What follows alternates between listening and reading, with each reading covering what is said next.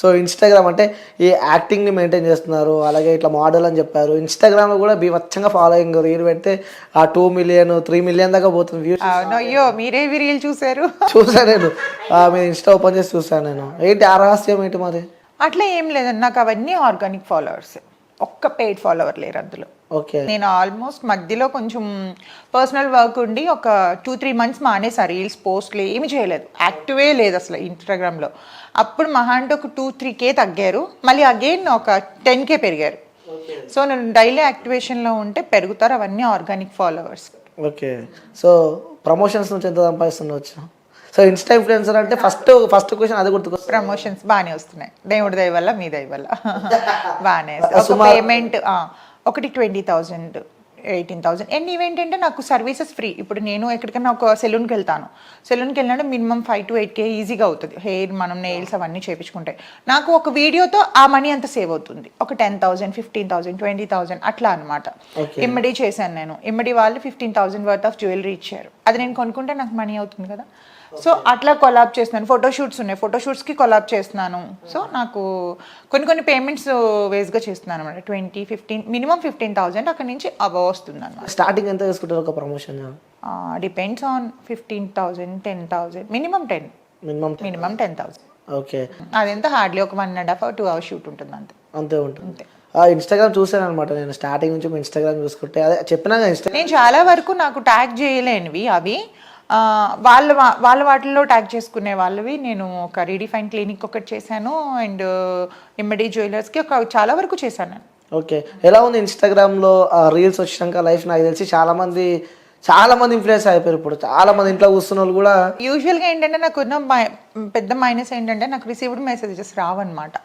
So waste topics ఎక్కువ అవుతున్నాయని చెప్పి నేను ఆఫ్ చేసి పెట్టేశాను అది. దానివల్ల ఏంటంటే ఎవరైనా కొత్తగా అప్రోచ్ అవ్వాలన్నా కూడా నాకు ఇబ్బంది అవుతుంది, వాళ్ళ త్రూ వస్తున్నారు అనమాట. అట్లా లేకపోతే ఇంకా ఎక్కువ ఇన్ఫ్లుయెన్సర్గా చేసేదాన్ని నేను. ఓకే. సో అంటే ఇన్స్టాగ్రామ్లో రీల్స్ వచ్చిన తర్వాత కూడా ప్రతి ఒక్క రీల్స్ స్టార్ట్ పెట్టారు. అంటే రీల్స్ స్టార్ట్ వరకు ఇప్పుడు చూడండి, మిమ్మల్ని మీరు ప్రమోట్ చేసుకొని తప్పలేదు, పక్క వాళ్ళని ఇన్సల్ట్ చేయొద్దు, పక్క వాళ్ళని హర్ట్ చేయొద్దు. అండ్ ఇంకొకటి ఏంటంటే అమ్మాయిలు అయ్యుండి కూడా ఎంత గలీజ్గా ఒక రోడ్ సైడ్ చిల్లర ఎదవల మాట్లాడే మాటలు అవి ఇంట్లో వాళ్ళ ముందు ఓపెన్ చేయాలంటే ఇన్స్టాగ్రామ్ ఎంత చిరాకు అనిపిస్తుంది అంటే. ఇన్ఫ్లుయెన్సర్స్ కొంతమంది మంచి వాళ్ళు ఉన్నారు, కొంతమంది ఇప్పుడు అంటే ఎలా అంటే వాళ్ళు ప్రమోట్ చేసుకోవడం కోసం మంచి పనులు చేస్తున్నారు, చెడ్డ పనులు చేస్తున్నారు. ట్రోలింగ్ అనేది ఒక్క స్టేజ్ వరకు ట్రోలింగ్ బాగుంటుంది. నేను ఒక్కొక్కసారి నన్ను ట్రోల్ చేసే వాళ్ళు చూసి నవ్వుకుంటా ఉంటాను, భలే ట్రోల్ చేస్తున్నారు, అసలు ట్రోలర్స్ లేకపోతే మాకు లైఫే లేదు. ఎందుకంటే వాళ్ళు ట్రోల్ చేసేటప్పుడు కొన్ని మొన్న ఇంటర్వ్యూ కూడా చాలా ఎవరు ట్రోల్ చేస్తే నేను నవ్వుకున్నాను చూసి. సో ఫన్నీగా అనిపించాలి ఒక ట్రోలింగ్, అంతేగాని ఎదుటివాడికి హర్టింగ్ అనిపించొద్దు, వాడి ఐస్లోంచి వాటర్ రావద్దు. అమ్మాయిలు చిల్లర మాటలు మాట్లాడుకుంటే ఏదో రకంగా ఫేమ్ అయిపోవాలి.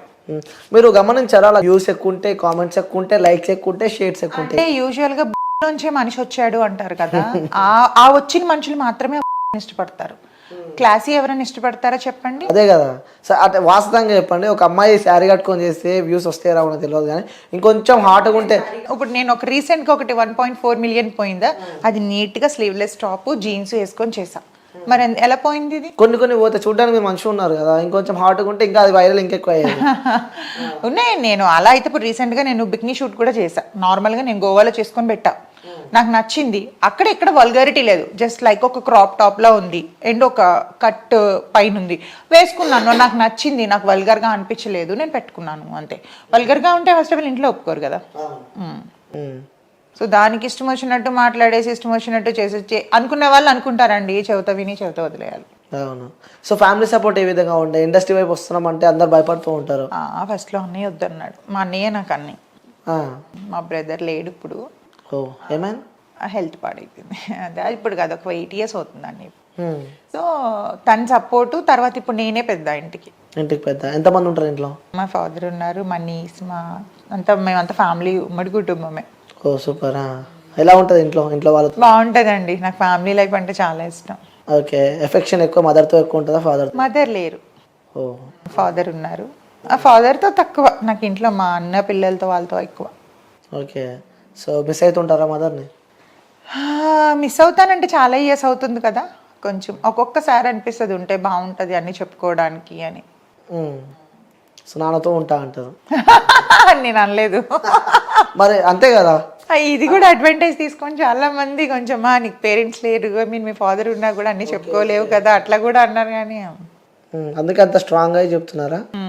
అర్థమవుతుంది. అదే ఫ్యామిలీకి నేనే హెడ్ కాబట్టి ఆటోమేటిక్ గా స్ట్రాంగ్ ఉంటారు. మన మీద ఎవరైతే డిపెండేషన్ ఉంటుందో, అంటే ఇంటికి మనం పెద్దగా ఉండి పెద్ద దిక్కుగా చూసుకునేటప్పుడు ఇట్లాంటి వాటిపైకి మనసు పోదు. ఆడుతూ పాడుతున్న ఏజ్లో అనుకోండి అది మనకి వెళ్తుంది. మీకు రెస్పాన్సిబిలిటీ ఉండేటప్పుడు మాత్రం ఎప్పుడు కూడా టైం పాస్ చేయడానికి చూడరు. ఓకే, సో మీరు ఒక యాక్టింగ్ ప్రొఫెషన్లో ఉన్నారు కాబట్టి సో మీ ఇన్స్టా ఇన్ఫ్లుయెన్సర్ కూడా. సో మీకు ఇష్టమైన యూట్యూబర్ ఎవరు?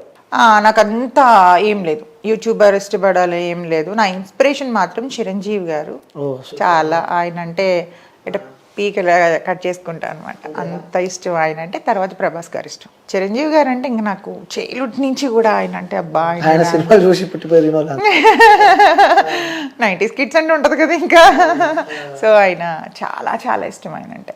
ఓకే సరే, ఇది వీడియో చిరంజీవి గారు చూస్తూ ఉంటే చెప్పాలి అంటే ఏం చెప్తా? ఆయన చూసి చాలా నేర్చుకోవాలి. ఇండస్ట్రీకి వచ్చిన ప్రతి ఒక్కరు కష్టపడి ఎలా పైకి రావాలి అన్నది ఆయన చూసి మాత్రమే నేర్చుకోగలగాలి.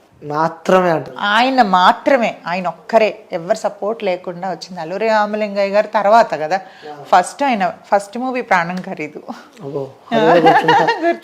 చిరంజీవి గారు అన్ని మూవీస్ చూస్తాను. ఓకే, సో ఎలా ఉంటాయి కష్టాలు, యాక్టింగ్ కష్టాలు కానీ అక్కడ లోపల గ్రౌండ్ లో ఉండే? గ్రౌండ్ లో అంటే కొంతమంది మొహం మీద తిడుతూ ఉంటారు, మనం అట్లా అంటే ఇట్లా దులుపుకుంటూ వెళ్ళిపోవాలి. అంటే యాక్చువల్గా ఒక డైరెక్టర్ మనల్ని తిట్టారు అంటే మనల్ని నేర్చుకోమని, ప్యాంపర్ చేసే వాళ్ళు అంటే వాడు ఏదో ఎక్స్పెక్ట్ చేస్తున్నాడో అని అర్థం. ఓకే, తిట్టే వాళ్ళే మంచిది, అంటే యాక్టింగ్ నేర్చుకో అని అనే వాళ్ళే తిడతారు. ఓకే, సో ఎప్పుడు మీకు ఇటు ఇండస్ట్రీ వైపు రావాలని చెప్పి ఎప్పుడు కలిగింది? 10 years అండి, 10 years బ్యాక్. స్టార్టింగ్లోనే చెప్పాను కదా, మనకి ఐశ్వర్య కలుషం అని దూరదర్శన్లో ఒక సీరియల్ చేశా. ఓకే, దాని తర్వాత అష్టాచెమ్మ అని మా టీవీలో, తర్వాత ఈటీవీలో అత్తారింటికి దారి, ఒక 2-3 సీరియల్స్ చేశాను అప్పట్లో. ఓకే, సో అప్పట్లో. ఓకే, అంటే మీ లైఫ్లో ఫస్ట్ అడిగినప్పుడే బ్రేకప్ అని చెప్పారు కాబట్టి, సో వాట్ ఈజ్ లవ్ అంటే ఏం చెప్తారు? అదా ఒక మోజు. లవ్ అనేది అసలు లేదండి, తల్లిదండ్రుల దగ్గర నుంచి వచ్చిందే ప్రేమ. వాళ్ళు మాత్రమే ప్రేమించగలరు. ప్రేమించిన దగ్గర నుంచి వచ్చింది. ఈ మధ్యలో ఇవన్నీ ట్రాష్, ఇవంతా అసలు ప్రేమ ఇప్పుడైతే లేదు. ఇప్పుడు జనరేషన్ లో అసలు ప్రేమ అనేది లేనే లేదు. మరి ఏముందంటారు? లేదు, అది అంతే అట్రాక్షన్, అంతే. ఒకరి నీళ్లు ఒకరు ఫుల్ఫిల్ చేయడం కోసం, మేల్ అట్రాక్టివ్ ఫీమేల్ కాబట్టి దానికి ప్రేమ అనే ఒక ట్యాగ్ పెట్టేస్తున్నారు అంతే. అది యూజువల్గా ఒకరు అవసరాలు ఒకరు తీర్చుకోవడం కోసం అని అంటే బాగుండేది, బట్ దానికి లవ్ అని పెట్టేస్తున్నారు. దీని అవసరం అయిపోయిన తర్వాత ఇది వదిలేస్తాడు, అవసరం అయిపోయిన తర్వాత ఆడ వదిలేస్తాడు. తల్లిదండ్రుల ప్రేమ కంటే ఎవరి ప్రేమ గొప్పది కాదు. సూపర్, మంచి గుణపాఠం నేర్పింది అంట లవ్. మామూలు కాదు. అమ్మ నాన్న మాత్రమే ప్యూర్గా మనల్ని లవ్ చేస్తారు, మన పిల్లలు కూడా మనల్ని చేయరు అంత లవ్. అంటే గుర్తొస్తుంటారు అప్పుడప్పుడు ప్రేమించిన వ్యక్తి? లేదు, అసహ్యం వేస్తుంది వచ్చినాడు గుర్తు. బహా పీడలోంచి బయటకు వచ్చానా ఇప్పుడు, నాకు నేను మంచిగా ఉన్నాను. ఎప్పుడన్నా అనిపిస్తుంది ఒక మనిషి నాకు అన్ని షేర్ చేసుకున్న వాళ్ళు ఉంటే బాగున్నా అని. నాకు ఉన్నది, నాకు మంచి ఫ్రెండ్ ఒక అమ్మాయి ఉంది, హిమజ కూడా నాకు మంచి ఫ్రెండ్.